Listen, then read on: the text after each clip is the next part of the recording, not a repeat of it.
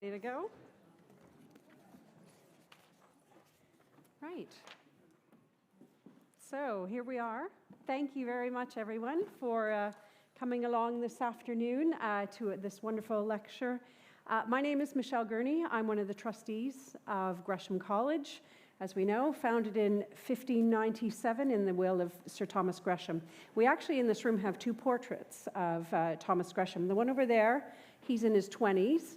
And, you know, full of vigor. Over here, he's in his 50s, and we know what that's like. There's a change, yes. He's a little more beaten down there, but this was later in his life. But we're so honored to have these two pictures of him here and continuing his legacy. So before we get started, and you've heard this 100 times, we have a quick housekeeping announcement. You can see there's emergency exit signs at the back of the room. In the event of an emergency, our staff will lead you out to the proper location, so just to keep in mind. And the other thing is this afternoon, this lecture will be followed by a short Q&A session. Here in the room, you can raise your hand and we will bring a microphone to you.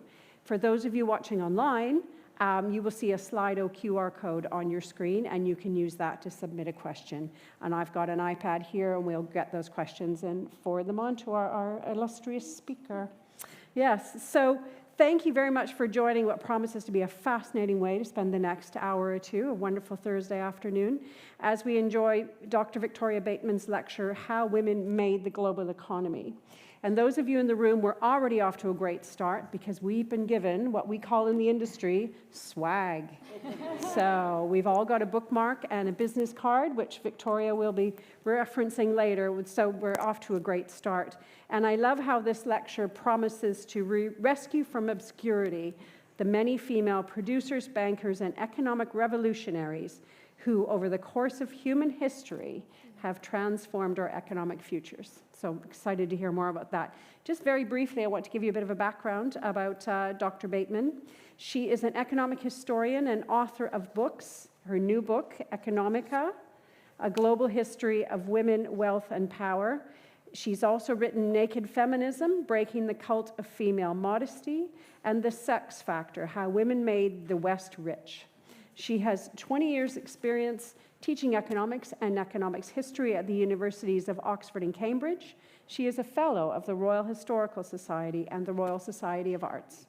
So without any further delay, I will hand you over to Dr. Bateman for today's lecture, How Women Made the Global Economy. Thank you.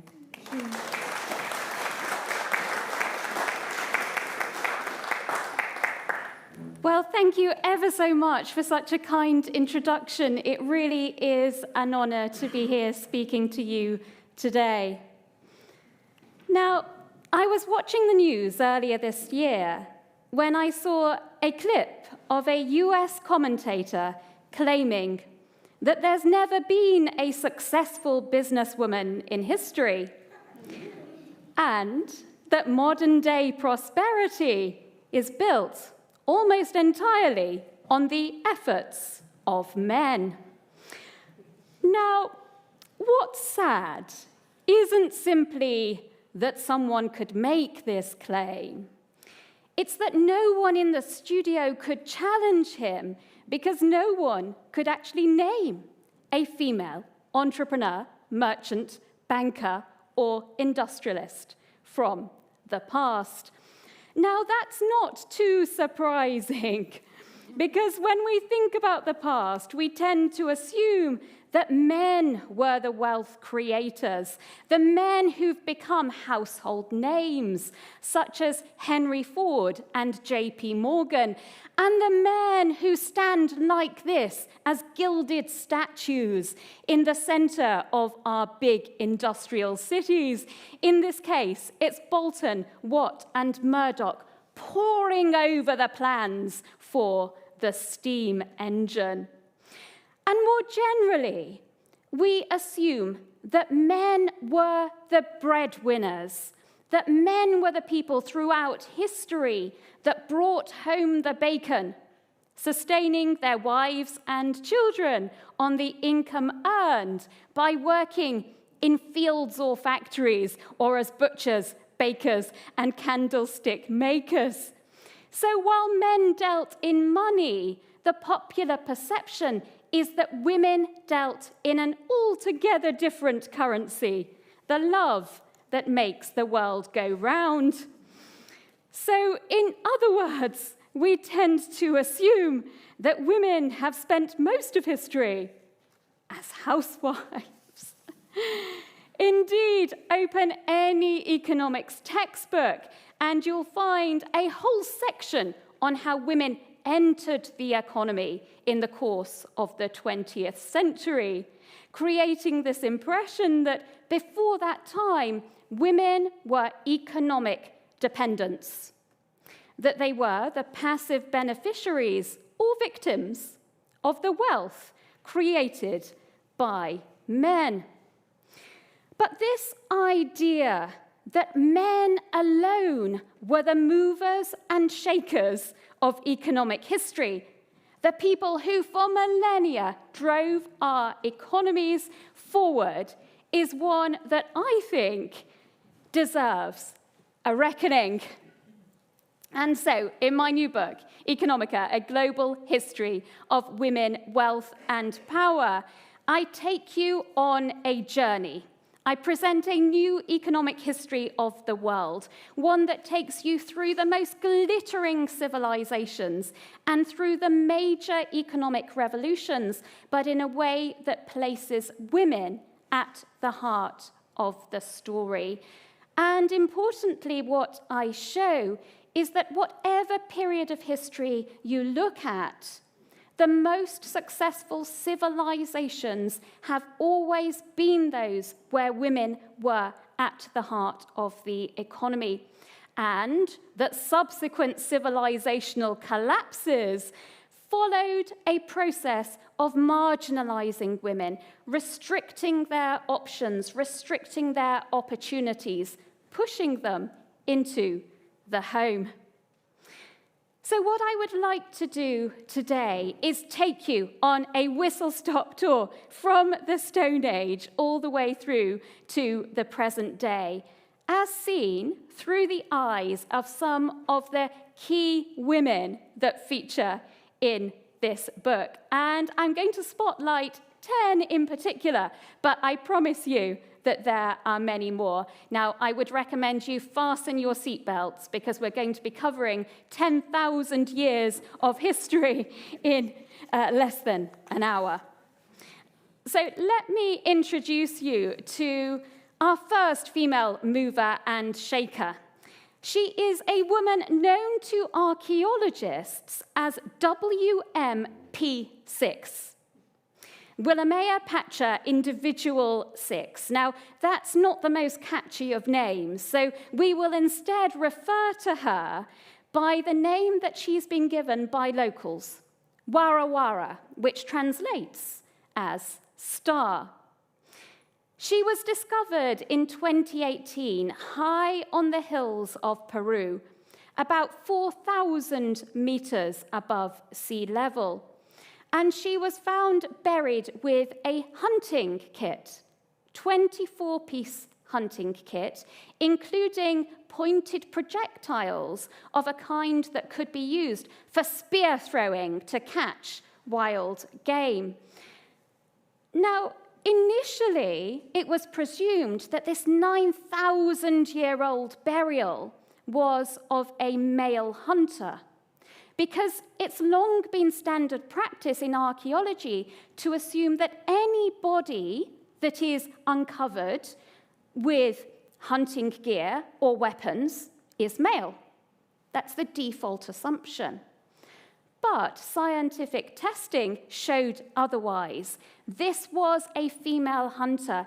The fact that she had been buried with her hunting toolkit suggests that she was highly revered by her community, because, of course, that toolkit could have been passed on to someone else within her community. The fact that she was buried with it shows just how much of a contribution she was making to the survival of people within her community. Now, it turns out that she wasn't the only female hunter in the Stone Age.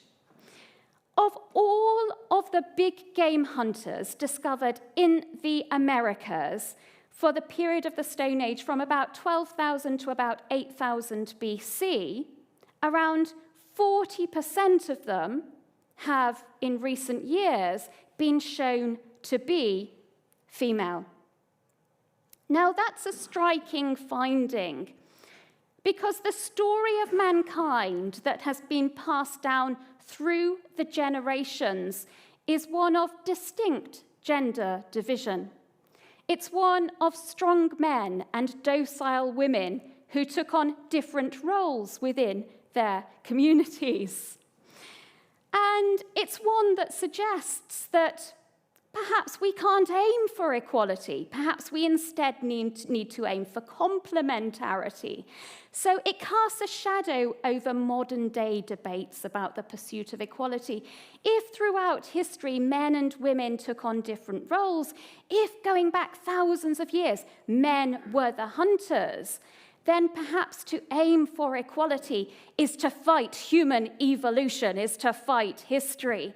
So this finding that actually going right back to the earliest times in economic history, women were there doing precisely what men were doing, helps us banish that shadow that has been cast over modern-day pursuits of equality. From the very beginning, women were there at the heart of their economy, supporting their families, supporting their communities. Now, let me fast forward you from the Stone Age to the Bronze Age. So we're now 4,000 years ago. And I'd like to introduce you to my second female mover and shaker, a cloth maker called Lamassie. Now, she was based in Iraq, where she made cloth, and we know all about her and her business thanks to the letters that she wrote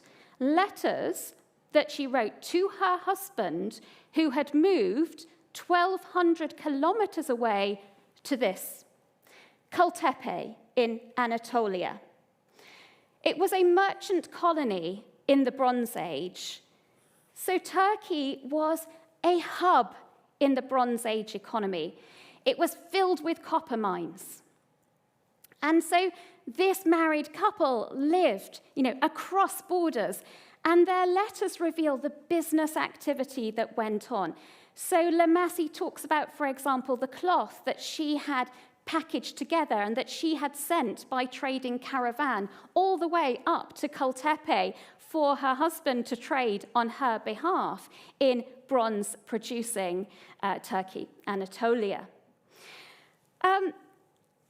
So this was not just a family business. This was, we could think about it as one of the first multinationals.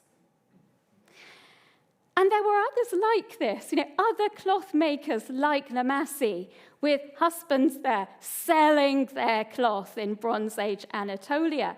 Now, this was a pivotal time in the development of the global economy. The Bronze Age was the period when we experienced our first big international trading boom. And that trading boom was driven by the quest for tin. So people had to travel hundreds of miles in a quest for tin, finding it in places like Afghanistan to then bring back to combine with the copper mines in Anatolia to produce this new substance, bronze, this revolutionizing substance. Now, when we think about all of that trade and when we think about all of that production of bronze, we tend to, in our minds, imagine men doing all of that activity. But it was women cloth makers like Lamassie that were providing the currency of this global trade. So before electronic payments, before banknotes, before even silver coins, cloth was a form of money. So cloth acted as the medium of exchange, and that's because cloth had three important properties. So it's lightweight, it's relatively easy to judge in terms of quality. You can look at the shine, you can feel and examine the quality. And also, it's non-perishable, so it's not going to go off, it's not going to turn. So cloth was the currency of trade in this first big international trade boom, and it was provided by women like La Massey. So women were, in other words, the backbone of this Bronze Age economy. Sadly, in the course of the second millennia BC, starting really a couple of hundred years or so after La Massey was sending her cloth here, women's rights began to be rolled back. And that included in 1755, when Hammurabi took the seat of the Babylonian Empire and introduced what's argued to be the first legalized system of patriarchy, making women subservient to men in a legal sense, making women the property of men. And as that second millennium BC wore on, women started to disappear from the visible and the formal economy. So women beer sellers, for example, disappeared. Women also stopped being noted as witnesses in legal documents. And institutions that were women only, the equivalent of cloisters or the convents of their day, that were run by women were either closed down or men took them over. So in the course of the second millennium BC, we see this rolling back of women's rights. And by about 1200 BC, the Bronze Age world was collapsing. Famine, drought, earthquakes interrupted the prosperity. People took to the sea in small boats in search of a better life. They became known as the Sea People.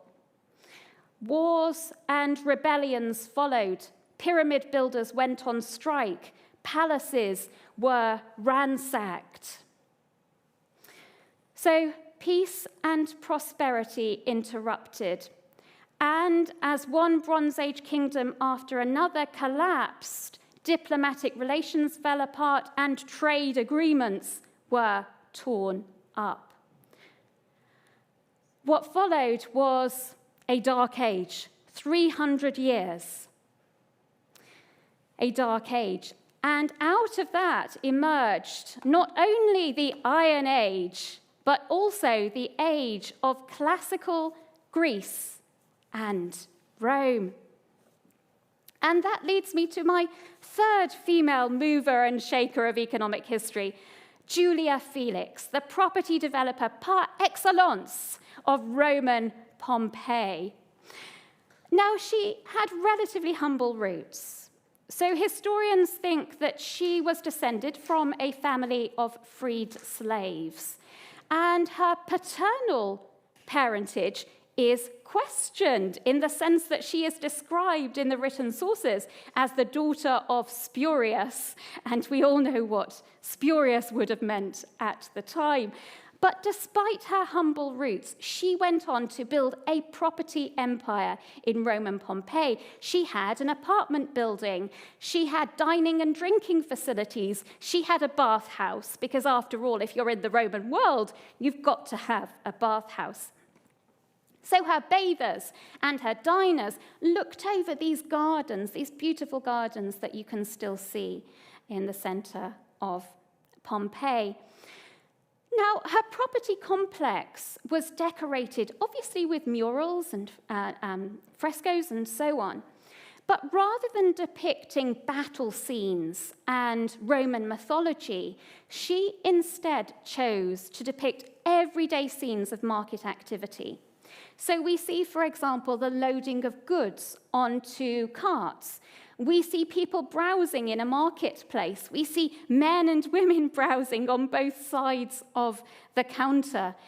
And what she was doing here was elevating everyday commercial life. And what it suggested was that the people who frequented her property complex were, like her, people who had made their way through business. They hadn't been born into the elite. They weren't, soldiers. They were people that made their way in the world through commerce, that were happy to surround themselves with these scenes of business. Now, Julia Felix was not alone as a female entrepreneur in the Roman world. In the Roman world, women owned ships and shops, and they traded their wine and their olive oil right across the Mediterranean. And that was actually a world away from the lives of women in ancient Athens, where women's lives were much more restricted, where women were expected to veil, where women were much more secluded from wider society. Now, ancient Athens, it's known for its playwrights, its poets, its philosophers. It's known also for its politics, some would say the birthplace of democracy. It's not so much known for its economy. And I think that is for good reason, because it had an economy that was firing just on one cylinder, on men, rather than on women. So why was the Roman economy so much longer lasting, so much more successful? Because women were there at the heart of it, able to supercharge the Roman economy. Now, that was until moral panic started to develop about women's involvement in the economy. People started to worry that women were not having enough children, that they were spending too much time on paid work rather than unpaid work, that fertility was falling, that women were reluctant to marry, that they were spending too much time starting and running their own businesses. And alongside developed a moral panic about immigration and cosmopolitanism. Emperor Augustus decided that there was an answer to all of this, which was to push women to breed for the good of Rome, to push women to breed so as to preserve Roman culture, Roman ways of life, to leave men to do the producing and for women to do the producing. So to quote Augustus, it was neither right nor creditable that our race should cease, the name of Romans be blotted out with us, and the city given over to foreigners, Greeks, or even barbarians. This backlash against women's economic freedoms failed the Roman economy as much as it failed women. The rise and the fall of the Roman world cannot be understood without putting women at the heart of the story. Now, as Europe disintegrated after the collapse of the Roman world, the Middle East was moving in an altogether different direction. And it was in part thanks to one businesswoman in particular. And her name was Khadija. And she lived in the 6th century AD. She was one of the wealthiest female merchants in the oasis town of Mecca. She had her own trading caravan, which meant she had a fleet of camels that traveled through the Arabian desert, trading cloth, leather, and animal skins as far south as Yemen, as far west as Eastern Africa, and as far north as Syria, and even up into what remained of the Roman Empire, the Byzantine Empire. Now, she was a very busy lady, as you can imagine. She was busy in her office in Mecca, arranging all of this trade, and so she needed people she could trust on the ground to go on the journeys for her, to look after the camels, people who she could trust not to run away with her cloth and other goods, and people who she could trust to then come back with whatever they made from trading those goods. And so she found out about a young man who has had a reputation for honesty and for his business ethics. She employed him. They went into a formal business partnership, and from that they developed a personal relationship. She went on to propose to this young man. This young man was Muhammad, and soon after they married, whilst he was contemplating up on Mount Hira, he reportedly came face to face with the angel Gabriel, where he received the revelations of Allah. Now, Khadija's wealth from her merchant business funded the initial expansion of Islam from that point on across the Arabian desert.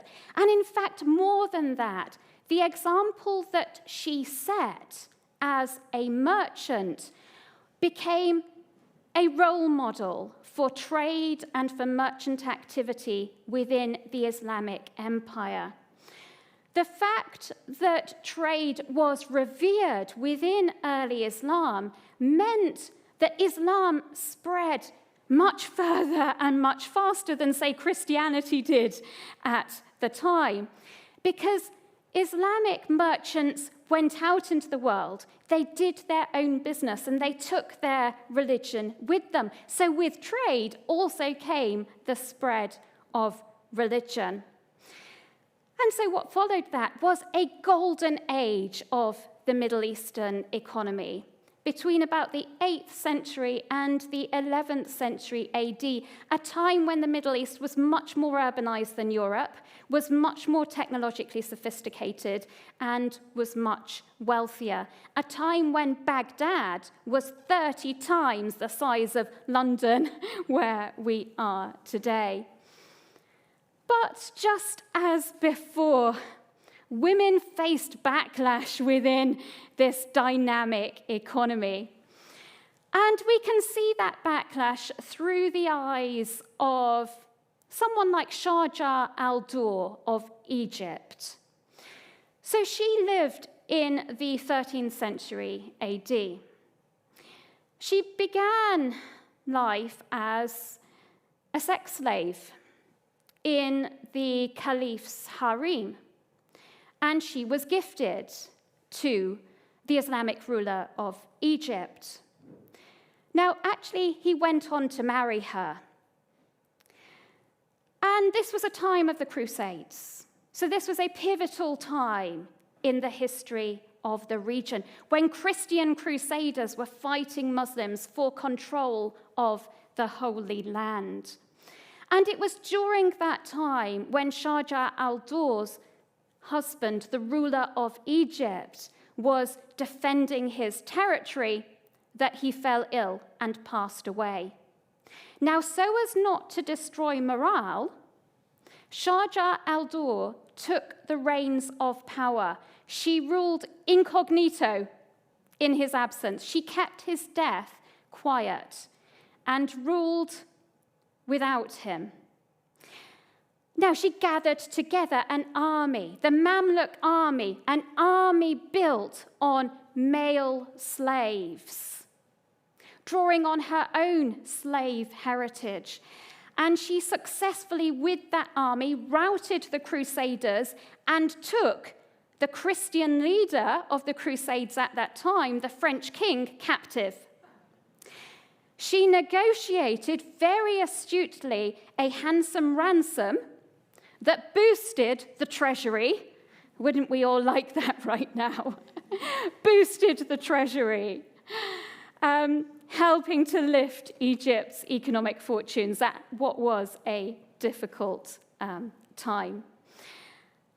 Now, after that success in the military side of things, it became public that she was responsible, that she had had the reins of power, and the Egyptian people rallied in her support and decided to make her their formal ruler. Her name was minted onto coins. She was the first female Mamluk ruler of Islamic Egypt. But when the caliph in Baghdad heard about this, and he had oversight of the whole of the Islamic Empire, he was not too pleased to see a female ruler appointed. And so he sent an open letter to the Egyptian people. And he said, "If you cannot find a man to rule you, I must send you one." He would not approve her rule because she was a woman. And I think that's just one example of where women's rights ended up at this time. An example of a backlash against women in public, women visible out there in politics, in the economy. Now, as with our other examples, it is very difficult for a society, for a civilization, to maintain itself if it's firing on one cylinder rather than two cylinders. And so, in 1258, the Mongols swooped in and took Baghdad.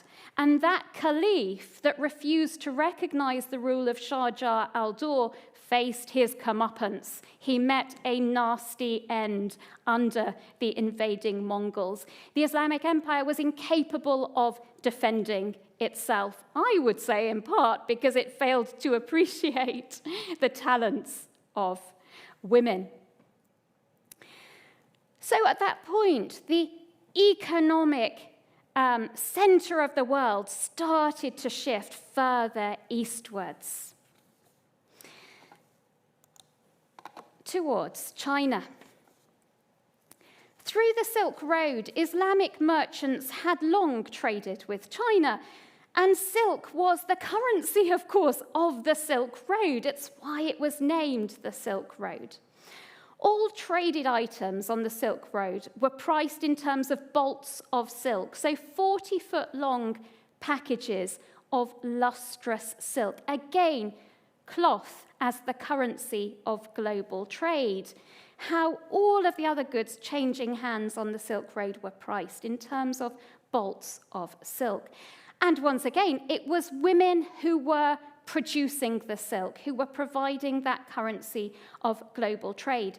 The Chinese state promoted a motto: men plow, women weave, and taxes were commonly collected in kind, in the form not just of grain, but of silk.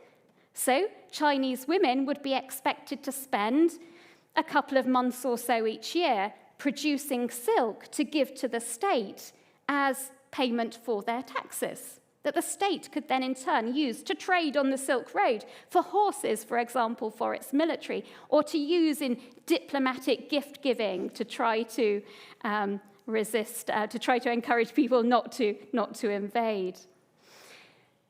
So women again at the heart of this trade, and women were also instrumental when it came to the big competitor for silk, the development of cotton cloth. And one woman in particular, my next female mover and shaker, Wang Daopo, the inventor of this machine there on the right. Now, Wang Daopo, so she lived also in the 13th century, so the same century as Shah Jahan al-Dawla. At the age of 10, her parents wanted to marry her off. She was having none of it, so she ran away. She ran away to Hainan Island, where she was taken into the fold of a group of female cloth makers. And she was taught how, through making your own cloth, you could become an independent woman. And then she brought back what she had learned. She brought back her technological knowledge to her home region, close to modern-day Shanghai. And her cloth-making skills and technologies then diffused outwards across China, bringing on a cotton revolution. Cotton cloth cheaper than silk, and so had more of a mass market. In some regions, the result of this cotton revolution was that women's cloth production generated far more income for families than what men were making working out in the fields.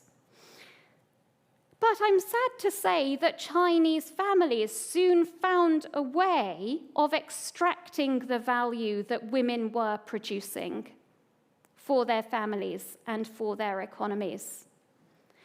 and that was by binding their daughters' feet. So foot binding spread particularly fast in the cloth-making regions of Europe, because it effectively meant that from a young age, if you bound your daughter's feet, you would render her immobile. So essentially, you found a way of chaining her to her spinning wheel, so that she can't do what Huang Daopo had done, run off and make a life for herself. She became enslaved within the home. And so women were there in the Chinese economy, creating economic value for their families, for their communities, but in a way that did not go into their own pockets. They were left without the freedom to make their own choices about where they worked and how they worked, and without the freedom to make their own decisions about marriage. And that limited their ability to make the most of their talents and to pioneer new waves of innovation or new sectors of the economy. China's economy went on to stagnate, but Europe was heading in a different direction. Now, how Europe managed to move from poverty to prosperity, and how Britain, a little island on the periphery of Europe, on the periphery of a continent that had been for millennia before, nowhere near the global centers of economic prosperity as we have seen. How Europe managed to do that, managed to transform itself, is a question that has long been in the minds of economic historians. And much of the focus when it comes to answering that question has implicitly or explicitly been on men's lives, on men as the famous scientists, engineers, and industrialists who drove the Industrial Revolution, or instead on men as the economic and political thinkers and revolutionaries that changed institutions, that revolutionized the way we thought about the world.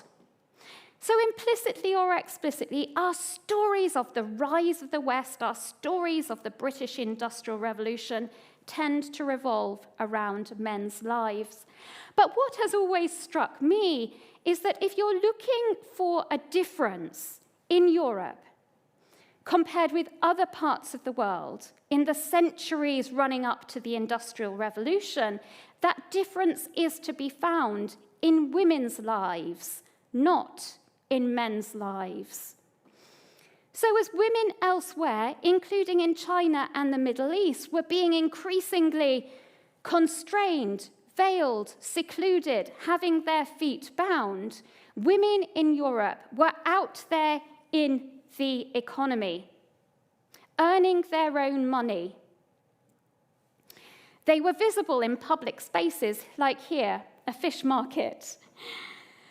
They earned money by working as dairymaids or as domestic servants, and they ran their own shops. And that brings me to this rather impressive building. It's not far away from here, the Royal Exchange, at the centre of the City of London, which was, you might know, founded by Sir Thomas Gresham, in whose college we sit today.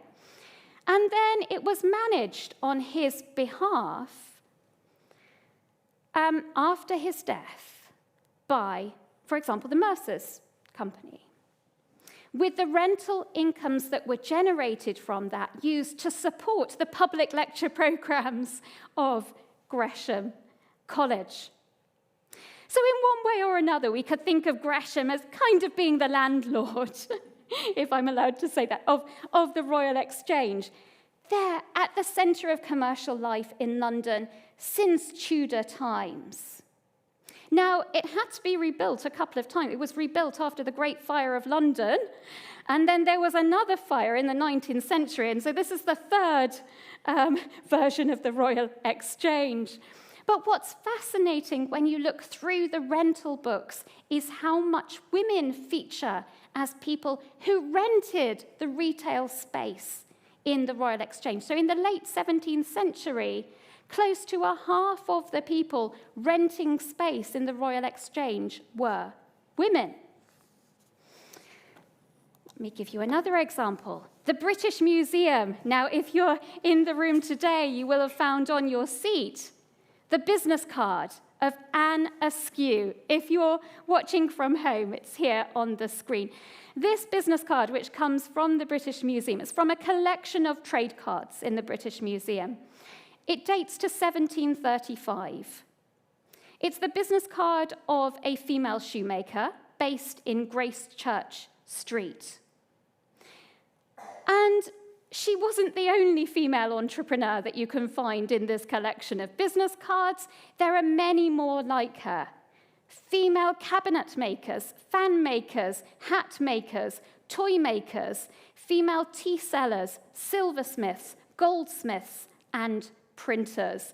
The evidence is there for female entrepreneurship throughout history. So with all of that evidence in mind, what I argue in Economica is that it was the relative freedom of ordinary women in Europe that allowed it to not just catch up, but overtake parts of the world that had been ahead for millennia, at a time when women's rights were moving backwards elsewhere. But much as had happened in those former civilizations, women's participation also resulted in a backlash here in Europe, and no more so than in Victorian Britain. And that is what really gave birth to the housewife. This is when that historic image of the housewife that we saw earlier was really born. In the 19th century and through to the 20th century, men were cast in the role of providers and women increasingly in the role as caregivers, described as the angels of the house. They were sewing. They were making jam. They were doing the laundry, including, as seen here on the right, with an AEG 3000 washer, if you were in 1950s Germany. Trade unions and professional societies alike colluded to lock women out of the workforce in the course of the 19th and early 20th century. After all, doing so wiped out half of the competition that men faced, whether for blue-collar work or for more professional work. And that meant that women who needed to work, working-class women, were left with fewer and fewer options in the labour market, and with lower-paid forms of work. And so in the 19th century, by the end of the century, increasingly women, if you needed to work, you had two options: domestic service or textiles, cloth making or something related to cloth making.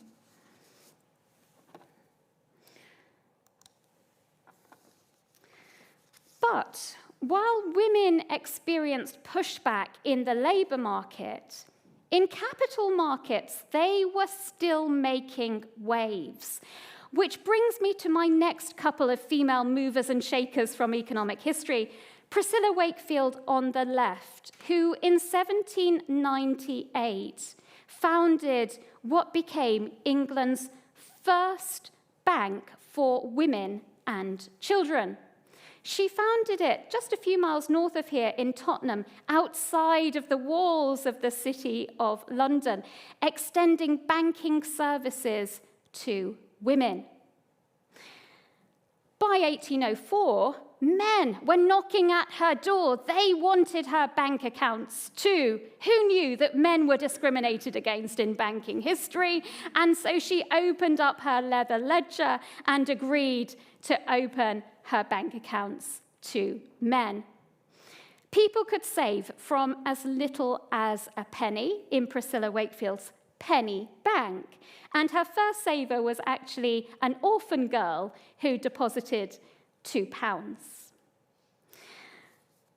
So she was in many ways the mother of what today we would call consumer banking. But women were also making waves when it came to investments as well as when it came to savings. So by the end of the 19th century, around about 1 in 3 investors in the railways were women. And in fact, if you look across stocks and bonds, between about a quarter and a third of bondholders and stockholders in the latter part of the 19th century were women. So behind the scenes, women were putting the economy full steam ahead. And in the USA, it was a woman here shown on the right by the name of Hetty Green, who was fast becoming the US's first female tycoon through her investment activity. She was born in 1834, and she grew up around her elderly grandfather, whose eyesight was failing, and so she was given the task of reading out stock and bond prices from the newspaper each morning. She developed a taste for the markets. She went on to open her bank account as a girl aged only 8. And then, when she was sent off to New York to be a debutante and given $1,000 to spend on clothes and parties, she very wisely decided no. While she was in New York, she was going to invest it in government bonds. She came back not with a husband, but with a small fortune. And from there, she went on to build her portfolio in property, in stocks, in bonds, and she bailed out New York City more than once, along with many a financier. And she was around the table in 1907 during the big financial panic, sitting alongside J.P. Morgan, thinking, how do we sort out this problem? So an astute investor, one who, like Priscilla Wakefield, deserves to be as well known as J.P. Morgan.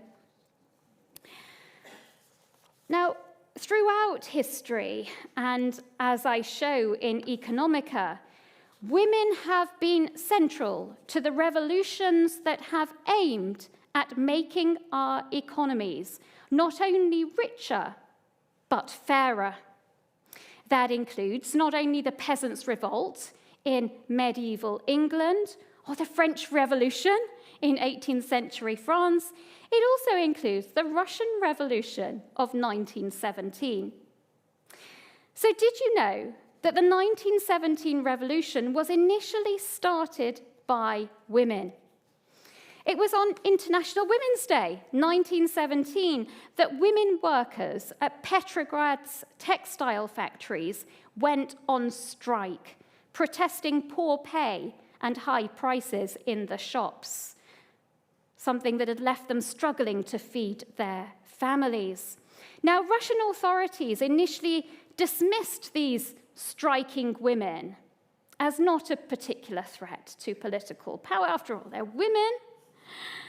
Before long, they were joined with 150,000 supporters on the streets of Petrograd. And at that point, the Russian authorities started to get a little bit afraid. And so they ordered the military to disperse the crowds, to do something about it. Now, this was 3 years into World War I, a ghastly war. The military had already been off-sided. They refused to fire on the women protesters, and instead they joined the protest. The Russian Tsar had no choice but to step down, and a provincial government was formed to make plans for free and democratic elections. The Russian Empire brought to its knees by women strikers. Now, we all know what happened next. Lenin, shown here, subsequently took the revolution in a very different direction. Despite a number of female revolutionaries standing up to the direction he was taking the economy in, nevertheless, women workers remained central to building this new Russia. And on the other side of the big political divide of the 20th century, on the capitalist as opposed to the communist side, it was also a woman who was making waves, Margaret Thatcher, of course. Now, women throughout history have not only been there at the heart of political revolutions, they have also been pushing forwards the frontiers of technological change, as we've seen, for example, in the case of Huang Daopo with her cotton machines in pre-industrial China. But that also includes computing. The 20th century is not just the age of capitalism versus communism, it is the age of the computer. And while Bill Gates, Steve Jobs, and Tim Berners-Lee are the names most associated with the computer revolution, women were advancing the industry from the beginning. In fact, women were the first computers. Some of the early female computer pioneers included Mary Coombs. Now, there's a reason I'm showing Lion's tea here. It's not just because I like tea and cake, which I really, really do, but Mary Coombs worked on the first computerized business program, and that was developed for Lion's tea rooms to make sure that it never ran out of tea and cake. So a stock control and HR system that kept the tea and the cakes on the tables. I'm very grateful to Mary Coombs. So, women have been there at the heart of all successful societies. And what I want to conclude by saying is that history, in economic terms, is, as I hope you've seen, one long and repeated story of rise and decline. It is the story of one civilization after another amassing great wealth before ending up in a ditch ready to be found by some unsuspecting archaeologist down the line. But you cannot tell that story without women. Because, as I hope to have shown, in every successful civilization of its day, women really were there at the heart of the economy. And every subsequent civilizational collapse was preceded by a process of sidelining women, of constraining women, of limiting their economic freedoms. That happened in the Bronze Age before the Bronze Age collapsed. It happened in the Roman world before the collapse of the Roman Empire. It happened in the Islamic Empire. It happened in pre-industrial China. And it was at risk of happening here in the UK, in Victorian Britain. So it's fortunate for women and for our economy that Victorian ideals did not become so entrenched that they proved incapable of budging in the 20th century when women fought to retrieve the ground lost. But this is no time to rest on our laurels, as the belief that a woman's natural place is in the home continues to attract supporters today.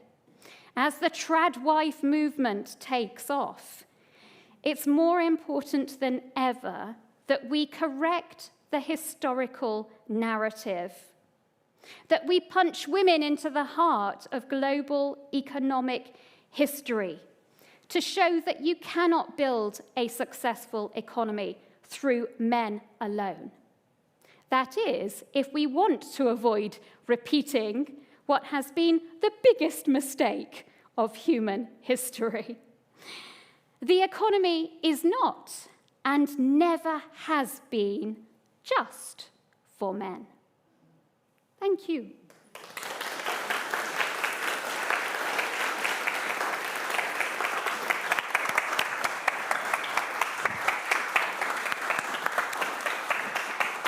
Wow. Thank you so much, Dr. Bateman. That was a fantastic lecture. You scanned a wide part of history, and it was absolutely enthralling to hear. Thank you so much. That means we do have time for some questions. Again, if you would like to ask a question in the room, raise your hand, and we have a microphone that will come around to you. I had one question just while we're thinking of things. We are here in the city, and just down the road is St. Paul's. And we know that the area around St. Paul's was very significant in the printing industry.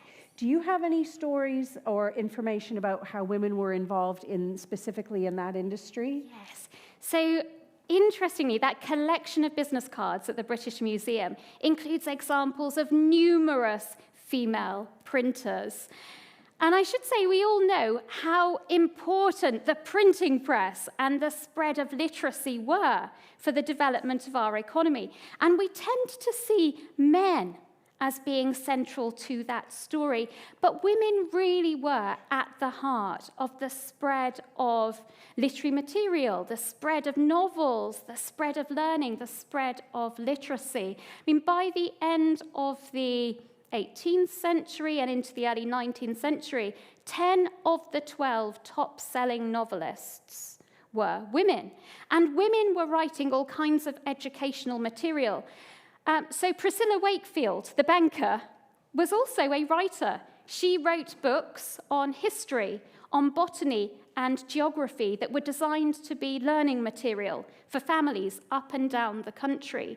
So whilst in many ways men were locked away in their ivory towers writing scientific treatises, women were out there writing books for the mass market, learning material that was used to educate children up and down the country, but also novels that encourage people to want to learn to read and write for the entertainment value as well as the human capital, as well as the educational value that it offered. And I think often we think of these women writers, writers like Jane Austen and Frances Burney.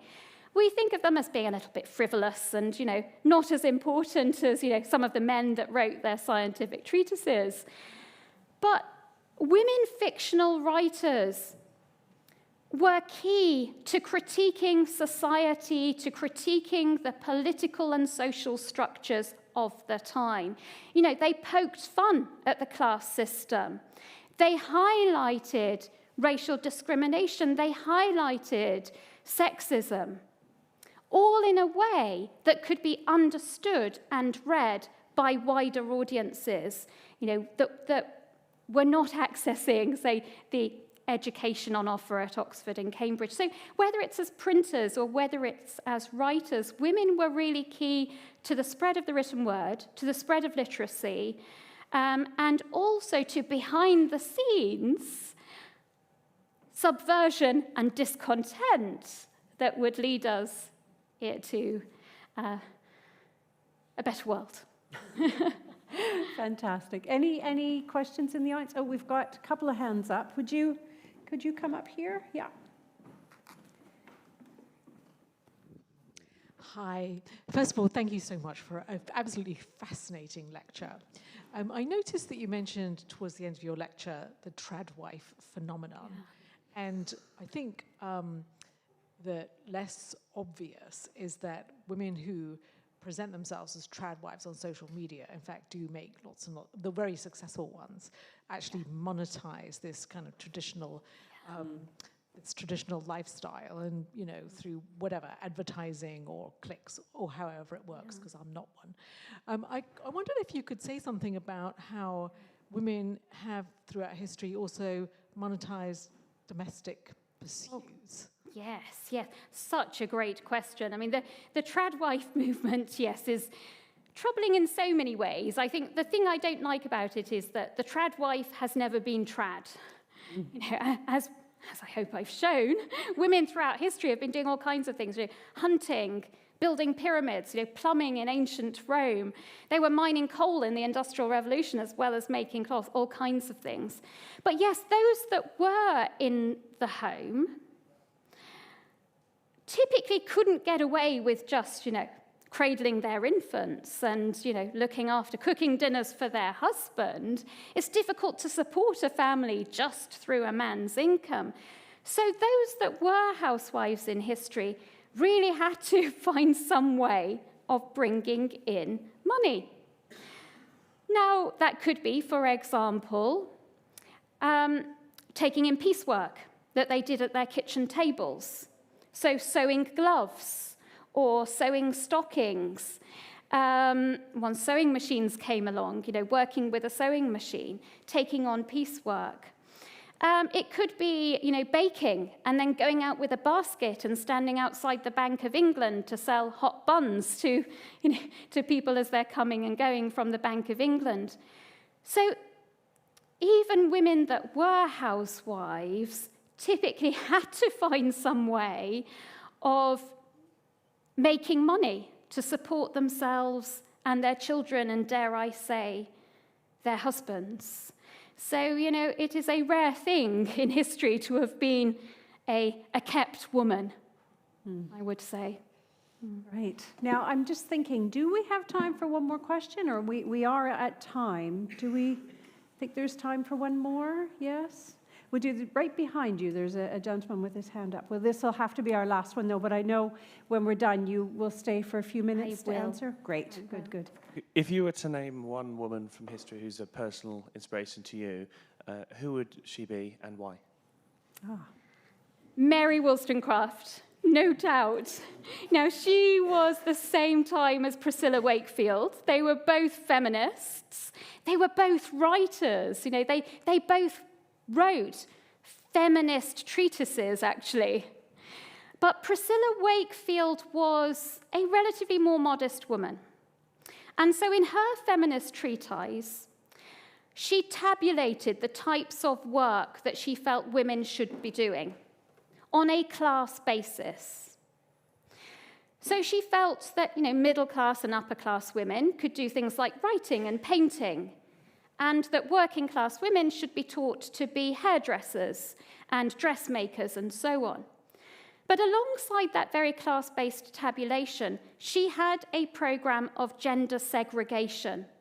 So she argued for a gender-segregated workplace to keep women safe from men. So she actually asked men to leave the realm of hairdressing and to leave the realm of cloth making, to leave it safe for women.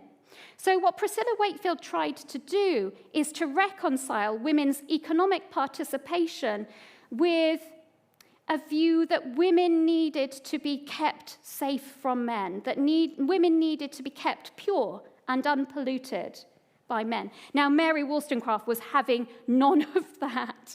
I mean, she was a woman who ran off, joined the French Revolution, and then got pregnant outside of marriage to an American man who, upped sticks and left her in Paris.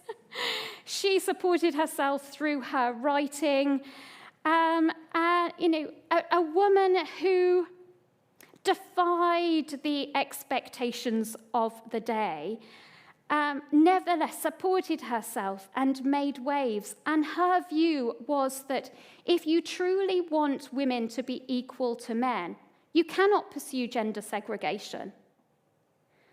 You need to treat women and men as if they are the same. We are all the same. She writes in her book that it is an obsession with women's bodily purity, with their virginity, that leaves parents reluctant to let their daughters out there in the world, to let them go and access education, to let them travel, to let them learn. And that if we could move to a world in which a woman's worth didn't depend on her bodily modesty, what's seen as her bodily purity, then women could achieve so much more. And actually, that idea that a woman's worth depends on her bodily purity is, I think, at the root of so many of the restrictions that constrain women across the world today. Things like virginity testing, FGM, compulsory hijab, in Afghanistan, women being removed from education and the workplace. Wow.